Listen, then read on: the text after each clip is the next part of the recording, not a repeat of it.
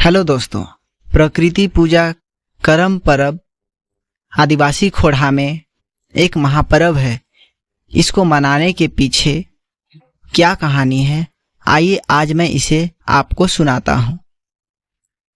कुरुख आदिवासी लोग हजारों साल पहले सिंधु घाटी में रहा करते थे और सिंधु घाटी के जंगलों में सिंदरा या शिकार खेलते और खुशी खुशी जीवन व्यतीत कर रहे थे। कुरुख आदिवासी लोग अब सिंधु घाटी से निकलकर धीरे धीरे कर्नाटक राज्य में चले आए। करकल के पहाड़ों में दोसारगढ़ का एक कुरुख राजा कनकपाल था। वहां बोले जाने वाली भाषा कुरुख भाषा ही था। अभी भी कर्नाटक की भाषा कुरुख भाषा से मिलती जुलती है। कर्नाटक राज्य से दूर होते हुए कुरुख आदिवासी लोग मुंबई होते हुए नर्मदा नदी के किनारे किनारे अमरकंटक के पहाड़ होते हुए कुक्कर राज्य आजमगढ़ आ पहुंचे। सिंधु घाटी से निकलकर यहाँ तक आने में इन्हें कई सौ साल लग गए। यही कुरुख आदिवासियों ने आनंदगढ़ और पिपरागढ़ बनाए। बाद में सोन नदी और कर्मनाश नदी के बीच करुष राज शहबाज जिला बनाया और वहां कई साल तक वे शांतिपूर्ण जीवन जिए। करुष राज अभी का शहबाज जिला ही है। इन्हीं आदिवासियों ने ही रोहतासगढ़ का भी निर्माण किया, जो अभी राज्य के धरोहर के रूप में देखने को मिलता है। यह युग इनके लिए स्वर्ण युग था। इस युग में रोहतासगढ़ अपने आप में भरा पूरा था। तब चेरो और सूंघ राजवंश ने रोहतासगढ़ में अचानक से हमला बोल दिया। उस समय गढ़ की रानी गर्भ से थी, इसलिए उसको बचाने के लिए कुरुख राजा अपने दीवान कोटवार और सेना के साथ घोड़े में सवार गुफा के रास्ते गढ़ से निकलकर झारखंड की ओर आने लगे, क्योंकि कुरुख खोड़ा में अगर किसी का भी औरत गर्भ से रहती है तब उसका आदमी लड़ाई में नहीं जाता है। इसलिए वह कुरुख राजा उस चेरो और सूंघ राजवंश से लड़ाई नहीं किया। जंगल पहाड़ के रास्ते बहुत दूर जाने के बाद एक जगह विशाल करम पेड़ से ढका एक पत्थर का गुफा मिलता है। उस जगह को घोड़े में बैठे हुए ही घूम घूम कर देखते हैं और गुफा सुरक्षित महसूस होने पर रानी को गुफा में रखते हैं। वे अपने खाने पीने का सभी प्रकार का वस्तुएं और गढ़ का हीरा भी लेकर जाते हैं। उस हीरे का चमक बाहर दिखेगा, यह कहकर उसको अच्छे से सहेज कर बड़े बड़े पत्तों से ढकते हैं। ऐसे में उसका रोशनी बाहर नहीं निकल पाता है। उस जगह पर उन लोगों को काफी दिनों तक रुकना पड़ता है। ठीक इसी बीच भादो एकादशी रात में रानी का गर्भ से एक बहुत ही सुंदर राजा बच्चा जन्म लेता है। अब उधर गढ़ का सेना चेरो और सूंघ राजवंश के दुश्मन सेना से लड़कर उन्हें हरा देते हैं और गढ़ से भी भगा देते हैं। राजा का असली संपत्ति रानी और नन्हा राजा बच्चा करम पेड़ के छत्र छाया में बहुत दिन तक अच्छे से रहते हैं। बाद में ये सभी अपने गढ़ वापस चले जाते हैं और सुख शांति से जीवन व्यतीत करने लगते हैं। करम पेड़ के नीचे पत्थर के गुफा में जीवन मिलने से खुश होकर कुरुख आदिवासी लोग करम पेड़ को धर्म रूप में मानने जानने लगते हैं और भादो एकादशी दिन रात में पूरे तन मन से पूजा करने लगते हैं। बाहर के दुश्मन से बार बार लड़ाई करना और लूट मार से तंग आकर मोंडोल कुरुख लोग भी वहीं बस गए और इसलिए ये धन दौलत जमा करने के लिए मलंग लादने का काम करने लगे। ऐसे समय में ही उस कुरुख राजा के खानदान में 7 भाई का जन्म हुआ, जिनका नाम कर्मा, धर्मा, धनवा, रीझा, मंगरा, भावरा और लीटा था। ये 7 भाई मलंग लादने में माहिर थे। एक बार किसी कारण से मलंग लादने के कारण इन 7 भाइयों को गांव से काफी दूर जाना पड़ा था। बहुत दिनों तक काम कर धन दौलत जमा करने के बाद ये 7 अपने गांव आ रहे थे। भूखे प्यासे लंबी दूरी पैदल चलकर सफर तय करने से काफी थक गए थे। 7 तब गांव से कुछ कोस दूर छायादार पेड़ के नीचे विश्राम करने के लिए रुकते हैं और इंतजार करने लगते हैं कि कब गांव घर के लोग उन सबको स्वागत करने के लिए आएंगे और घर लेकर जाएंगे। बहुत देर हो गया, कोई भी नहीं आया था अब तक। तब थक हार कर कर्मा अपने सबसे छोटे भाई लीटा को घर के लोग को उनका स्वागत करने आने के लिए कह भेजता है। संयोग से वह दिन भादो एकादशी का ही था।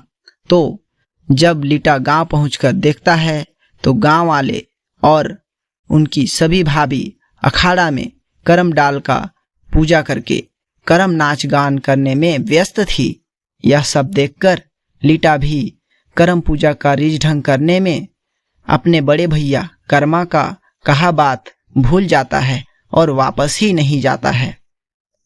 लीटा जब बहुत देर तक वापस नहीं आया तो कर्मा ने लीटा से बड़े भाई भावरा को भेजता है। भावरा भी गांव जाकर वापस नहीं आता है और ऐसा ही चलता रहता है।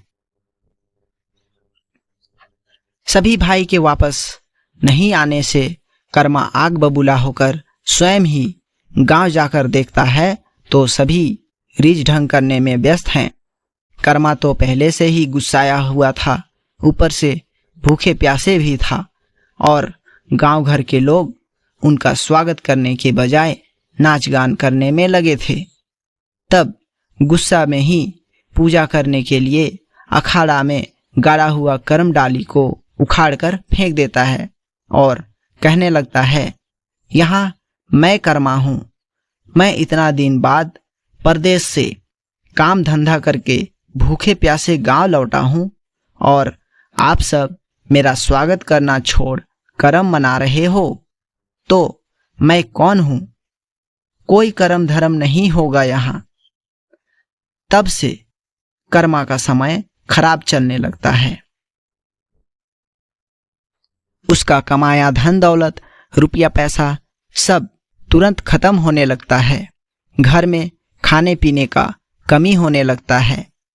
एक बार धर्मा का धान रोपनी में गांव के लोग के साथ साथ कर्मा और उसकी पत्नी भी मदद के लिए जाते हैं। शाम में मदद के बदले धर्मा अपने घर में खाने का निमंत्रण देता है, लेकिन कर्मा के यहाँ बुलावा भेजना भूल जाता है। तो कर्मा सोचने लगता है कि उन्होंने भी तो धर्मा का मदद किया, लेकिन उन्हें निमंत्रण क्यों नहीं मिला। एक तो उनके घर में खाने के लाले पड़ते थे और उन्हें खाने पर निमंत्रण भी नहीं मिलने से गुस्सा होकर अपनी पत्नी से कहता है, धर्मा का मदद करने के बावजूद हमें खाने पर निमंत्रण नहीं दिया, तो चलो हम दोनों ने जहां जहां धान रोपा है उसको नष्ट कर देते हैं।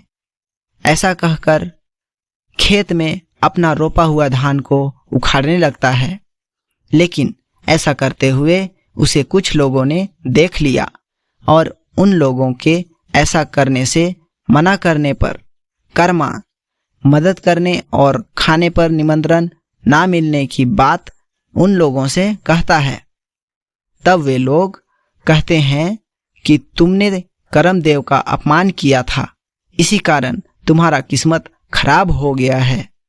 कर्मा का समय तो खराब था ही, लेकिन साथ ही साथ गांव में भी कुछ ठीक नहीं हो रहा था। कभी अकाल पड़ जाता तो कभी नाना प्रकार के रोग होने लगता गांव के लोगों में। गांव में ऐसा विपत्ति आता देख लोग कर्मा से कहने लगे, हम लोग कर्म पूजा जब तक किए तब तक ऐसा विपत्ति कभी नहीं आया, लेकिन जब से तुमने कर्म का अपमान किया है तब से तुमने अपने साथ साथ गांव में भी प्रतिकूल परिस्थितियां ले आए हो।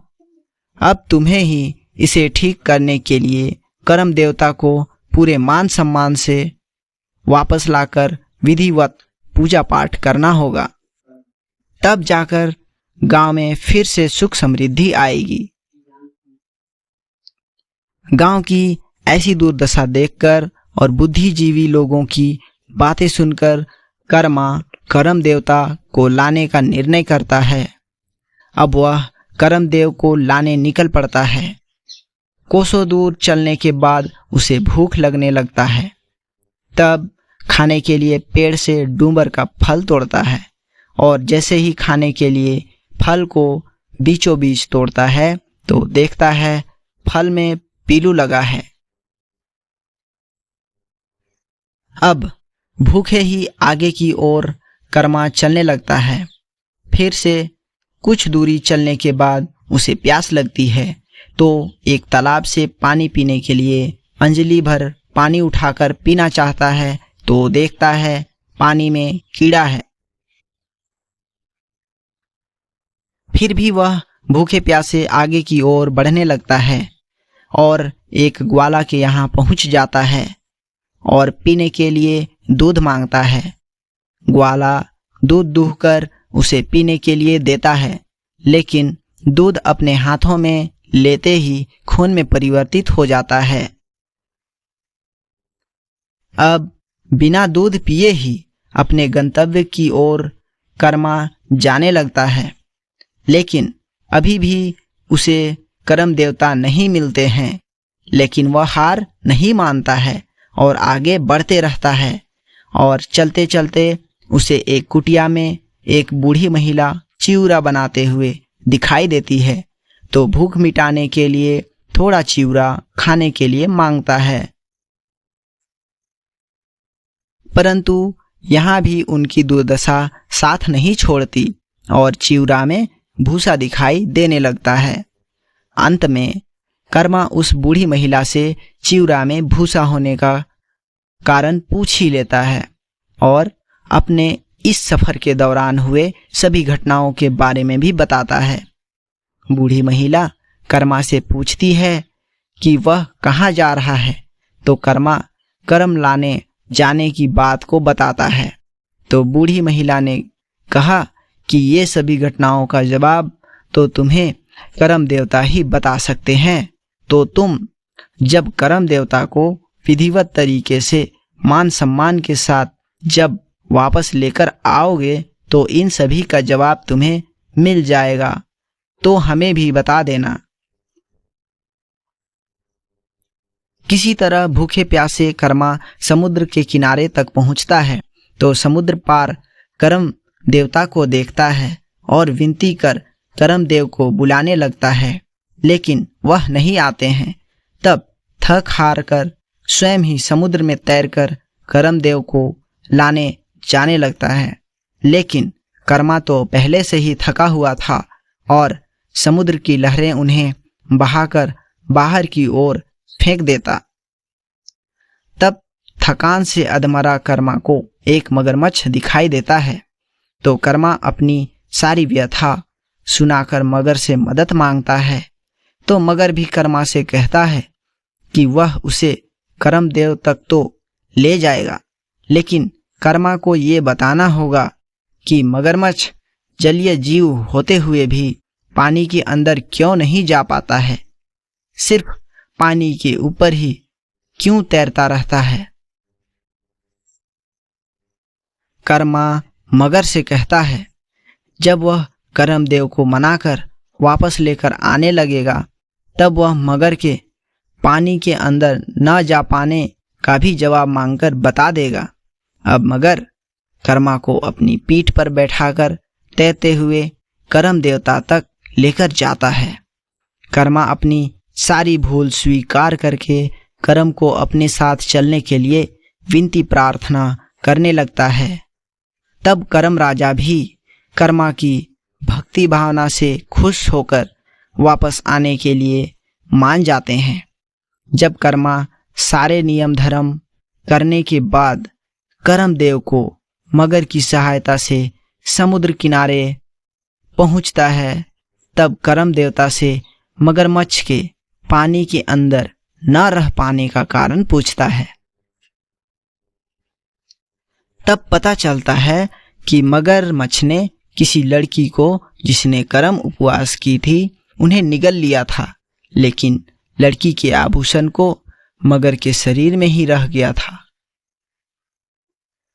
मगर आभूषण को तो पचा नहीं पाया था मगरमच्छ ने। अगर मगरमच्छ आभूषण को वापस बाहर निकाल देता है तब वह फिर से पानी के अंदर बिना किसी बाधा के रह सकता है। कर्मा के कारण ही मगरमच्छ को ये ज्ञात होता है, इसलिए सारा आभूषण को कर्मा के पास ही निगल देता है। यहीं से कर्मा का और गांव वालों का सुखी संपन्न का जीवन शुरू हो जाता है। कर्मा अब कर्म देवता को लेकर वापस गांव जाने लगता है और रास्ते में उस बूढ़ी औरत के यहाँ जाकर कर्मदेव के उसके चिवरा में भूसा बनने का कारण पूछता है। तो पता चलता है कि चिवरा बनाने वाला ढेकी के नीचे साफ सफाई नहीं होने के कारण और सांचे में भूसा जमा होने से चिवरा बनाते समय भूसा रह ही जाता था। यह जानने के बाद इस बार बूढ़ी महिला ने अच्छे से साफ सफाई करके चिवरा बनाकर कर्मा को खाने के लिए देती है। तो कर्मा भी मन भर कर चिवरा खाता है। वापस ग्वाला के पास आकर उसके दूध के खून बन जाने का कारण बताता है कि वह दूध में पानी मिलाकर लोगों को देता था, इसलिए दूध खून जैसा लगता था। इसी प्रकार उस तालाब के पानी में कीड़ा होने का कारण भी कर्मा को ज्ञात होता है कि तालाब अपना पानी जीव जंतु को पीने नहीं देता था, इसलिए उसका पानी गंदा हो गया था। अंत में डूंबर के फल में भी पीलू लगने का कारण पता चल ही जाता है कि डूंबर का पेड़ भी अपना फल को किसी भी जीवित प्राणी को खाने नहीं देता था, इसलिए पीलू लग जाता था डूंबर फल में। कई दिनों बाद जब कर्मा कर्म देवता को लेकर वापस आता है, तब गांव की लगभग आधी परेशानियां दूर हो चुकी होती है और गांव वाले भी कर्म देवता को स्वागत करने के लिए जाते हैं और पूरे गांव वाले नियम अनुसार कर्म देवता को अखाड़ा में स्थापित करते हैं और तन मन पूरी श्रद्धा से पूजा अर्चना करते हैं। तब से गांव में फिर से सुख समृद्धि आने लगता है। तब से प्रतिवर्ष भादो एकादशी को गांव की सुख शांति के लिए कर्म देवता का पूजा पाठ किया जाने लगा। दोस्तों, कर्म से जुड़ी आपको और अधिक जानकारी हो तो आप हमें कमेंट में ज़रूर बताएं।